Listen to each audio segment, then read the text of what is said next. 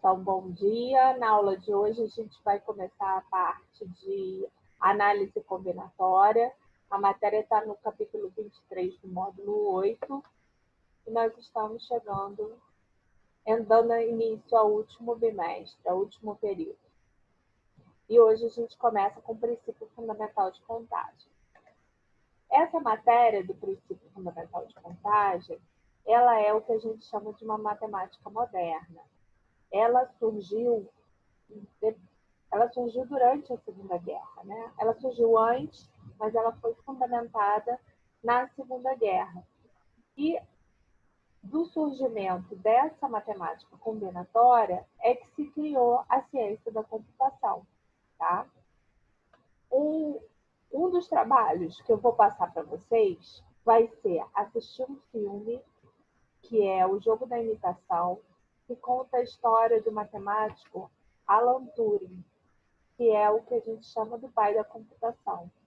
Durante a Segunda Guerra, ele criou uma máquina que se chamava máquina de Turing, que é o princípio do computador, né? Uma máquina que faz muitos cálculos rapidamente.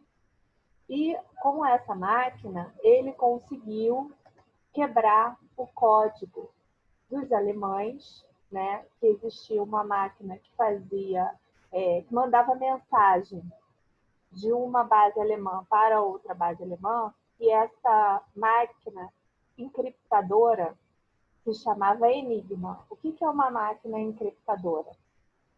Ela é uma máquina que ela faz um embaralhamento da mensagem. Isso a gente usa até hoje. Quando você manda uma mensagem de WhatsApp, a mensagem ela não vai literalmente do seu celular ou do seu aparelho eletrônico, né? Eu, por exemplo, mando mensagem de WhatsApp pelo computador. Não sai do aparelho eletrônico e vai direto para a pessoa. Ela sai do seu aparelho eletrônico, ela já sai criptografada. O que é criptografada? É embaralhada. Ela já sai embaralhada, criptografada, vai para o satélite, do satélite vai para a operadora, da operadora volta para o celular da outra pessoa que você mandou. Isso tudo é feito de forma criptografada. Por quê? Para que, se alguém desejar interceptar a sua mensagem, não vai saber literalmente o que você escreveu.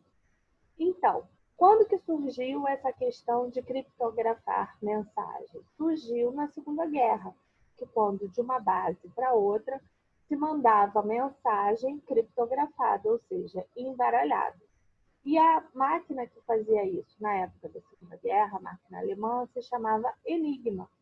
E o objetivo dos ingleses era conseguir quebrar o código da Enigma, ou seja, descobrir como ela embaralhava as mensagens para poder interceptar as mensagens e ver qual era a mensagem que um estava mandando para o outro. Até aqui, entendido? Gente, é para vocês responderem. Ou ninguém me ouviu, desligaram até o som e... É que aqui começou a chover pra caramba, e a internet tá, tipo, cortando. Aí eu tô escutando esse... Ah, tá. Aqui Mais ou também menos. está chovendo. Aqui também, mas eu espero que a nossa internet continue. Então para isso surgiu a análise combinatória. Foi com esse objetivo. Primeiro, de se criar máquinas para poder embaralhar as mensagens. Depois, se criar uma outra máquina mais possante para poder quebrar os códigos de criptografia, tá? Então, hoje, o que a gente vai aprender? A gente vai aprender diagramas de possibilidades. E vamos ver esse caso do com que roupa eu vou.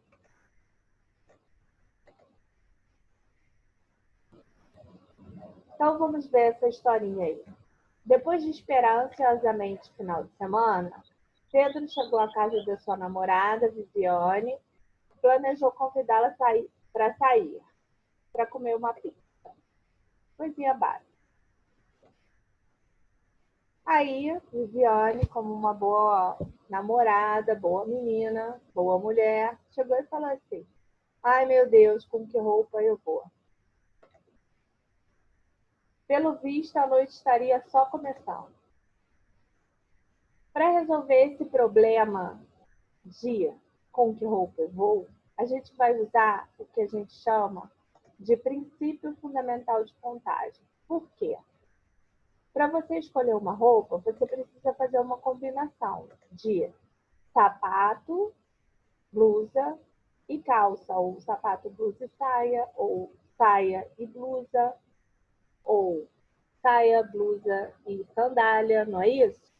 E isso depende do número de elementos que você tenha para combinar, certo? Quanto mais elementos você tem para combinar, maior o número de combinações que você tem, que você pode fazer. E a gente vai ver que essa quantidade final de elementos é o que a gente chama de princípio multiplicativo. Então, o que vai ser o princípio multiplicativo? Dado um evento A, que pode ocorrer de N maneiras, e dado o evento B, que pode ocorrer de N maneiras, o número de maneiras ou de possibilidades que pode ocorrer o evento A e B é N vezes N. Por isso que é princípio multiplicativo, que a gente multiplica as maneiras distintas que cada elemento, que cada evento pode ocorrer. Sendo assim, para a Viviane saber o total de combinações possíveis para serem feitas da sua roupa, inicialmente ela precisa separar quantas calças, quantas blusas e quantos sapatos ela tem. Vou mudar esse comando aqui de lugar. Então, vamos supor que a Viviane tenha 40 blusas, 20 calças e 30 sapatos, tá? Como você acha que eu posso calcular o total de combinações?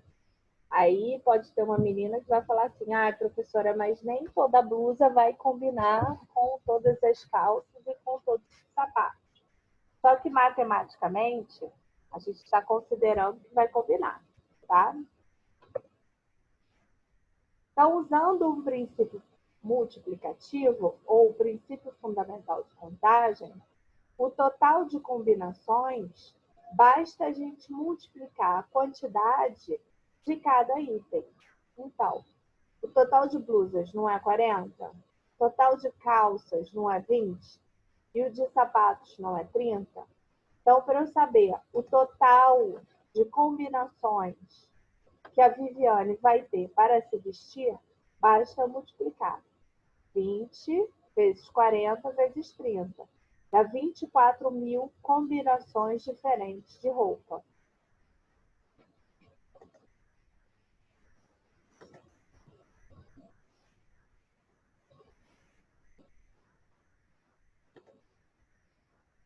Agora, a gente vai ver esse exemplo num diagrama.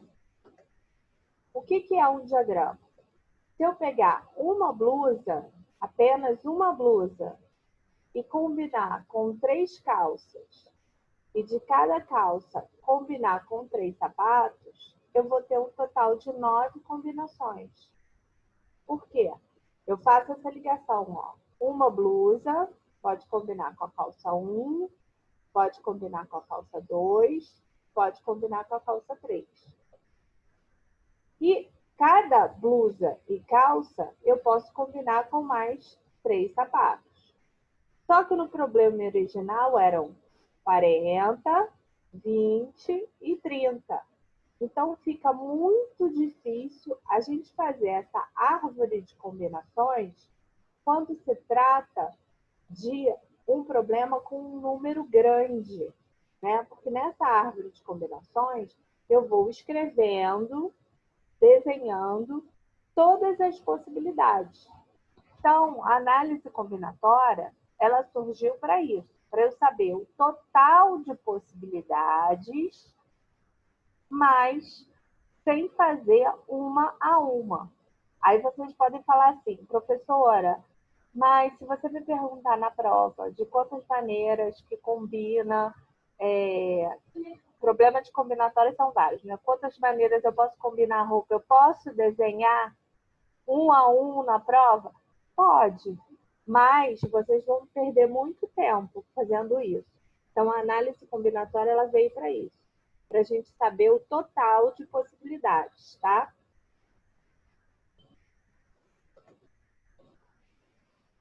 Então, como você viu, o número de roupas, né, de combinações nesse problema inicial é bem grande.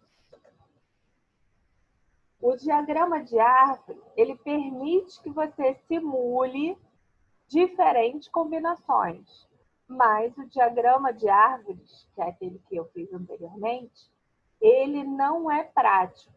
Ele resolve o problema? Resolve, mas ele não é algo prático. Por isso, a gente usa o princípio fundamental de contagem. Bom, a análise combinatória, ela iniciou com o matemático Fontana em 1500 e com o Euler, que já é um conhecido da gente, que a gente estudou o Euler no início do ano com os poliedros, né, de Euler. Só que Leonardo Euler também estudou a parte de análise combinatória. Agora vamos pegar a postura. Fala. O Cauã tá pedindo para você aceitar ele. Ele tá há mó tempão pedindo para entrar. Mas não tá aparecendo aqui para mim, não. Não, vou falar aqui com ele, calma aí. Porque toda vez que aparece, aparece direto aqui na minha tela. Não tá aparecendo, não.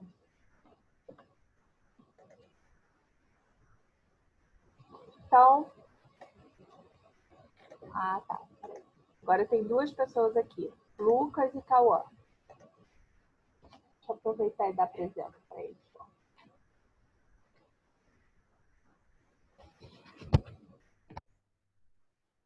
Deixa eu ver quem chegou. Kimberly.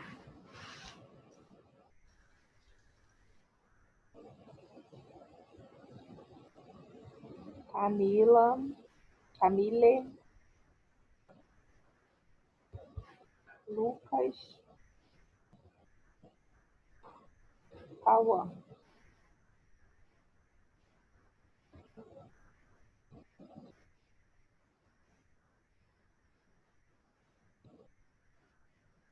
Stephanie.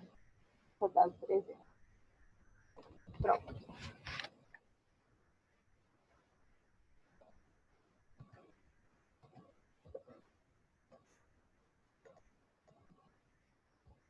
Então, o que a gente viu hoje? Tá? A gente vai fazer agora os exercícios, alguns exercícios da apostila. Mas o que a gente tem que ter em mente? Que contar unidade uma a uma de uma determinada situação é inviável. E é para isso que existe o princípio fundamental de contagem. Tá? Que para resolver princípios de contagem, uma das maneiras é usar o princípio fundamental de contagem ou princípio multiplicativo. Ele tem livros que chamam princípio fundamental de contagem e tem outros que chamam de princípio multiplicativo. Que o diagrama da árvore ou árvore de possibilidades, ele resolve o problema, mas ele não é prático. Então, vamos ver aí a apostila.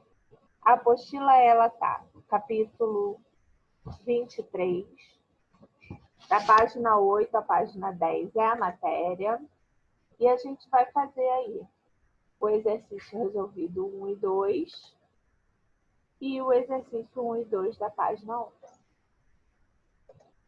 Vou parar de compartilhar com vocês e vou compartilhar uma tela branca para eu poder escrever. Vocês estão vendo o quadro branco? Quadro branco não, quadro quadriculado? Então, ou não? Sim. Sim. Isso. Então, olha só. Vamos pegar aí a apostila, página 10.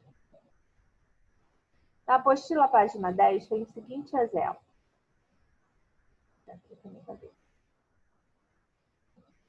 Tem o seguinte exemplo.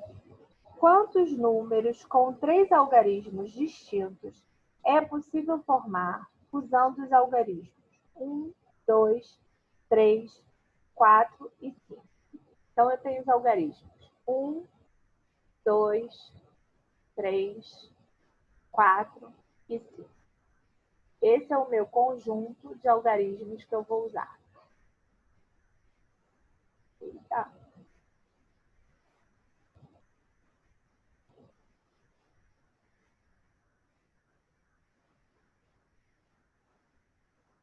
E eu quero escrever um número com 3 algarismos. Um número com 3 algarismos é um número que tem centena, dezena e unidade, certo? Eu vou resolver esse problema da mesma maneira que a apostila de vocês resolve. Mas eu gosto de escrever em forma de decisão. Porque tudo na vida, o importante é tomar a decisão certa, né? Então, a gente escrevendo assim, decisão, a gente organiza melhor a resposta para vocês, é melhor depois de estudar.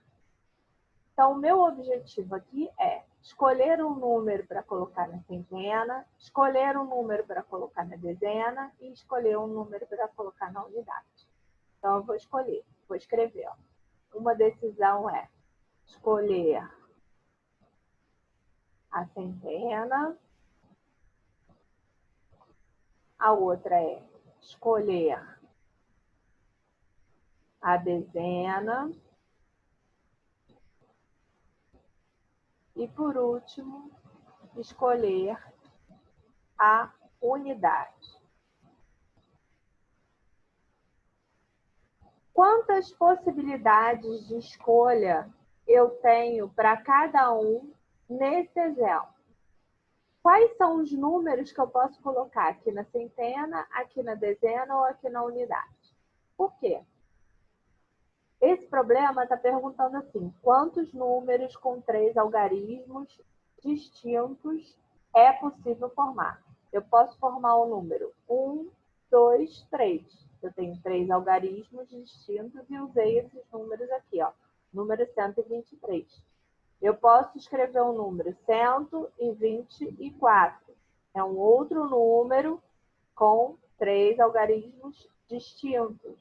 Eu posso escrever um número 521. Não é um outro número com 3 algarismos distintos usando esses aqui?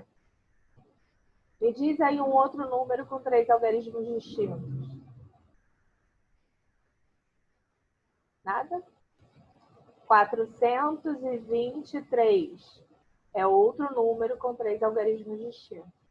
Professora, eu posso enumerar todas as possibilidades, contar todas elas e te dar a resposta? Pode, mas você pode usar o princípio fundamental de contagem e resolver o problema de forma mais inteligente e mais rápida, né? É isso que a gente quer com a análise combinatória.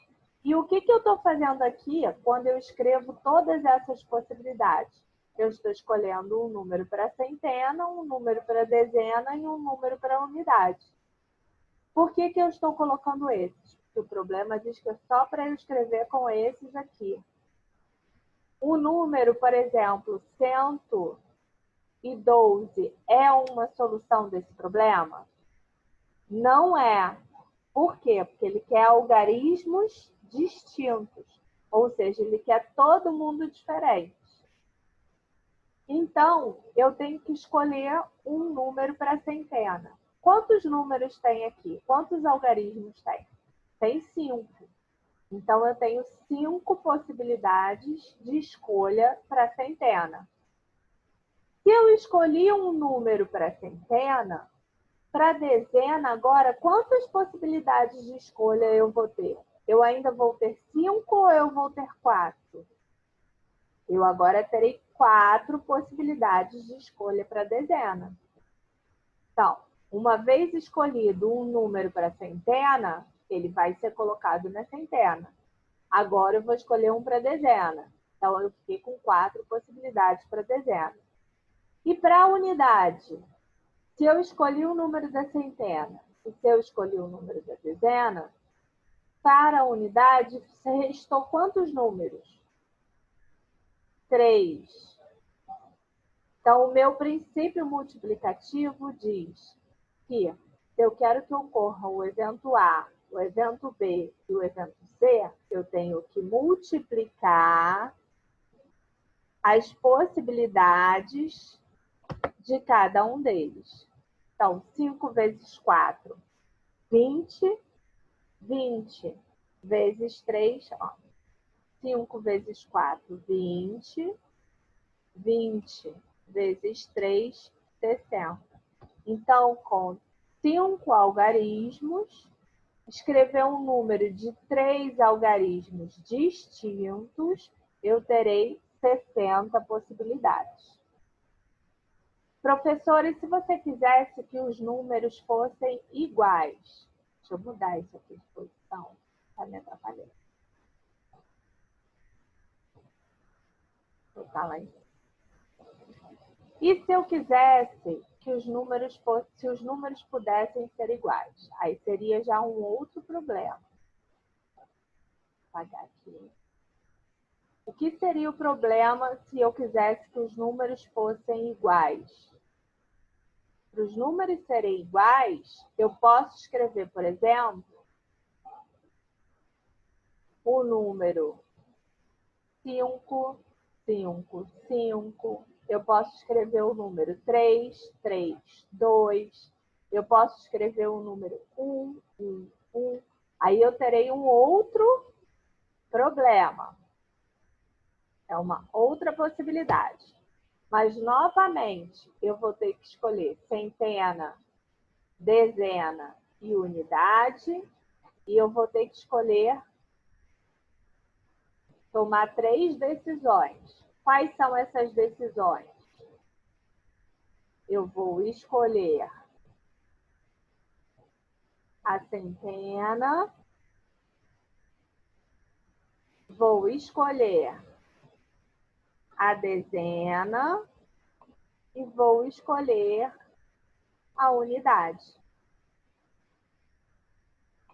Então, agora vamos pensar como eu vou escolher. Usando esses algarismos, quantas possibilidades de escolha eu tenho para a centena? Eu tenho 5. Usando esses algarismos, quantas possibilidades de escolha eu tenho para a dezena? Eu preciso descontar, como eu fiz no exercício anterior? Não, eu não preciso descontar, porque agora eles podem se repetir. Então, 5 novamente. E para a unidade? Eu vou ter 5 novamente. Então, pelo princípio multiplicativo, eu vou ter 5 vezes 5 vezes 5, que dá 125. Então, com 5 algarismos, eu posso escrever 125 números de 3 algarismos, sem ser distintos. E se eu quiser que eles sejam distintos, eu vou escrever apenas 60. Qual é a diferença de distinto e não distinto? Distinto, eu não vou repetir os números da unidade, da dezena e da centena. Tá? Agora vamos fazer um outro aqui. Fazer um outro exemplo. Fazer o exercício 1. Limpar a tela. No exercício 1, da página 11, está escrito assim: utilizando os algarismos 1, 2, eita, 3, 4 e 5, determine quantos números de 4 algarismos podemos formar. O que são números de 4 algarismos? São números que têm milhar, centena, dezena e unidade. Número que tem milhar, centena, dezena e unidade, eu vou escrever. Aqui o problema está falando que eu posso repetir, que eu posso não repetir, que eles precisam ser distintos? Não. Ele está falando, determine quantos números de 4 algarismos podemos formar. Então, ele não está dizendo que precisa ser distinto. Então, eu posso repetir. Então, eu vou escolher número para colocar no milhar, número para centena, número para dezena e número para unidade. Então, eu vou escrever assim. Escolher o algarismo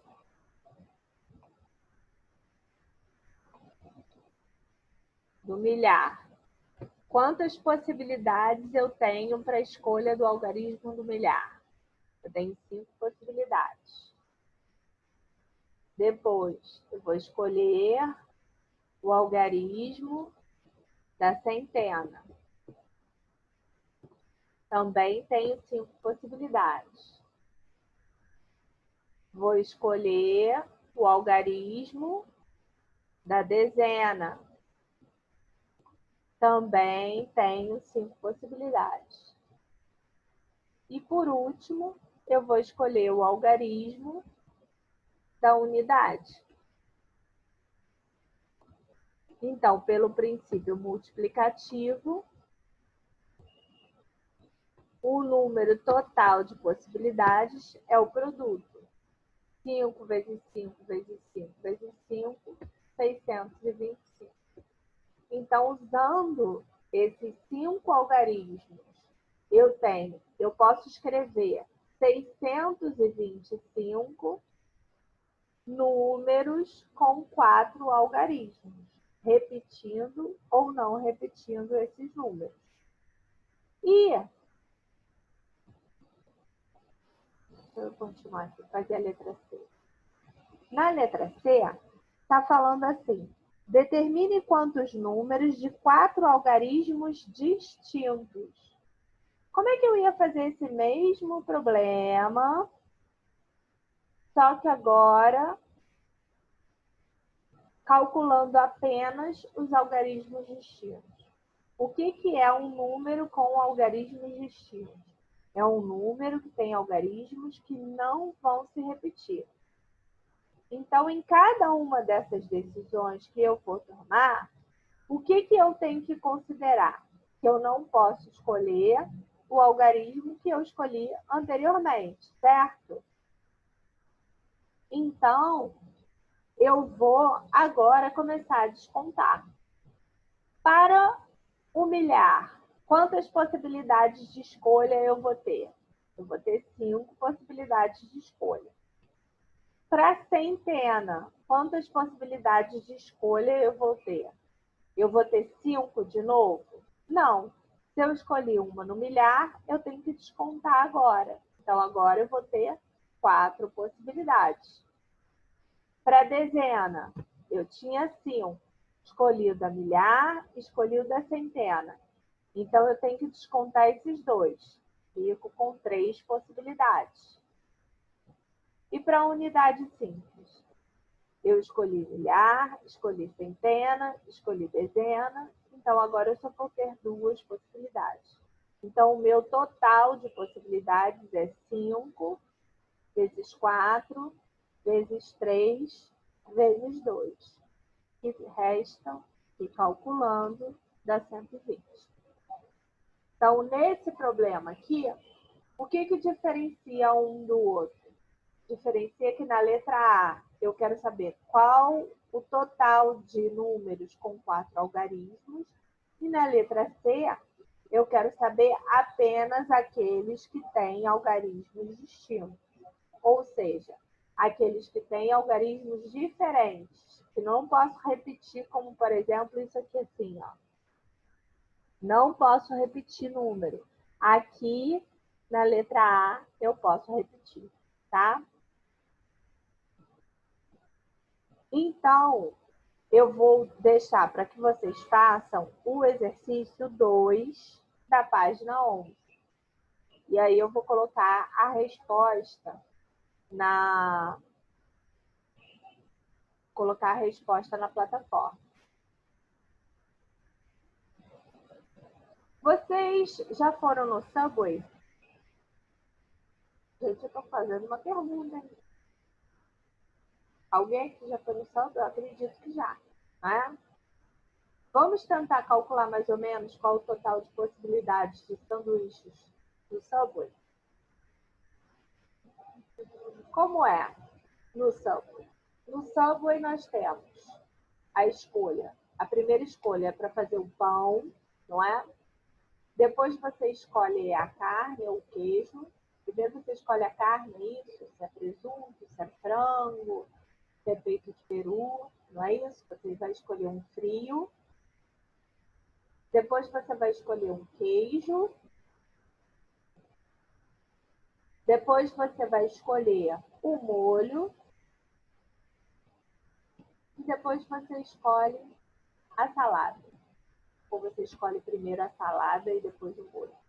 Primeiro a salada e depois o molho. Então, dá para limpar a tela toda. Vamos botar aqui. Você vai escolher a salada e depois o molho. Vamos supor, então, que você entre no Subway e você tem 6 pães para escolher, 5 frios, 4 queijos, 3 saladas e 5 molhos. Não, vou botar um número de molhos diferente para ficar tudo diferente. 7 molhos. Qual o total de sanduíches que você pode montar? Qual o total de combinações que você pode fazer para montar o seu sanduíche? Como é que você iria resolver esse problema? Você iria fazer a escolha do pão, fazer a escolha do frio, fazer a escolha do queijo, fazer a escolha da salada e, por último, fazer a escolha do molho. Não é isso? Então, o seu total de possibilidades é o produto, usando o princípio multiplicativo, é o produto de cada maneira que você pode fazer de forma distinta cada uma das escolhas anteriores. Então, qual seria o total? Seria 6 vezes 5 vezes 4 vezes 3 vezes 7. Total de 2.520 possibilidades para montar o seu sanduíche. Então, o princípio multiplicativo e essa parte inicial de matemática com análise combinatória, ele serve para isso, para que a gente calcule o total de possibilidades de se resolver ou de se fazer determinada situação, tá? Parar aqui o compartilhamento. Lembrando que é para fazer o exercício 2 da página 11. E eu vou colocar a resposta lá na nossa sala. Tudo bem esse início de análise combinatória? Alguma pergunta? Alguém, eu não coloquei presença, para colocar a presença antes que corte aqui a nossa aula do Zoom. Vinícius, a senhora já colocou, professor? Não coloquei, Vinícius. Deixa eu dar a presença aqui para você. Vinícius. Você deu presença? Maria Isadora, eu dei presença sim.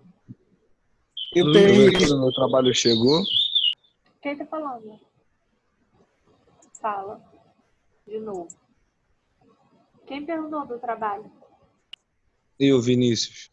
Oi, Vinícius. Você postou o trabalho quando? No mesmo dia da aula, da semana passada. Ah, eu coloquei. Deixa eu ver aqui. Vinícius é 27, não é isso? Isso. Chegou sim. Mas eu atualizei não consegui ainda atualizar o AD Escola, porque ele foi fechado para abrir para vocês. Aí eu vou atualizar de novo, tá bom? Tá bom. Mas você já estava com 21,3 de média. Aí agora você não estava em recuperação. Aí eu vou lançar os 5, aí você vai ficar com 26,3, tá? Tá bom, obrigado. Nada. Mas